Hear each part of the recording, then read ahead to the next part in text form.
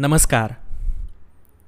माझ्या शाळेमध्ये संस्कृत हा विषय शिकवण्यासाठी मला पांडुरंग शास्त्री आयचित नावाचे सर होते. अहो, ते मला इतकं ओरडायचे आणि इतकं कडक बोलायचे की मला त्यावेळी वाटायचं की किती बोलतात सर आपल्याला. पण आज मी जेव्हा विचार करतो तेव्हा लक्षात येतं की माझ्यावरती जो भाषेचा संस्कार झाला थोडाफार तो त्यांच्यामुळेच झाला. साधारण असाच एक प्रसंग वाल्मिकी रामायणामध्ये युद्धकांडात येतो. प्रसंग असा आहे की बिभीषण रावणाला समजावून सांगतोय की बाबा रामाची सीता परत देऊन टाक, कारण जर युद्ध झालं तर राम आणि लक्ष्मण यांच्यासमोर उभं राहून युद्ध जिंकेल असा एकही योद्धा आपल्याकडे नाही आहे.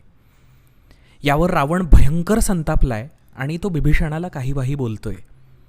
याचं उत्तर देताना बिभीषण म्हणतो, सुलभा पुरुषा राजन सततम प्रियवादिनः अप्रियस्य च पथ्यस्य वक्ता श्रोता च दुर्लभः.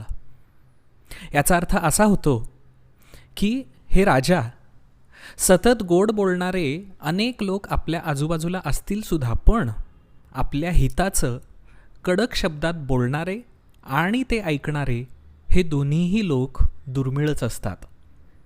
बघा एकदा विचार करून की आपल्या आयुष्यामध्ये आपल्या हिताचं पण कडक आणि कठोर शब्दात बोलणारे लोक आहेत का हो?